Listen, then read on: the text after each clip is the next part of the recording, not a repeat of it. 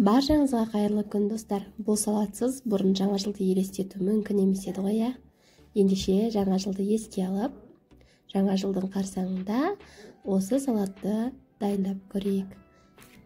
Ең алдымен суға піскен картопты 4 бұрыш етіп турап ыдысымызға саламыз. Артынша суға піскен сәбізімізді және 4 бұрыштап туралған шұжығымызды, жұмыртқамызды салып, үстінен горохымызды қосамыз.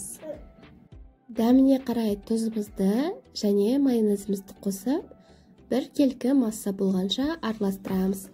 Әркімнің жасалу жолы әртүрлі. Тұздалған қияр қоссаңыздар да болады. Кейбір адамдар шұжықтың орнына суға піскен ет қосып жатады. Әркімнің жасалу жолы әртүрлі. Мінекей, осымен біздің оливье салатымыз дайын. Балалық шақтарыңызды еске алып, міндетті түрде жасап көруге кеңес беремін. Соңына дейін бірге болғандарыңызға рахмет. Арнама тіркелмеген болсаңыздар, тіркеліп алыңыздар.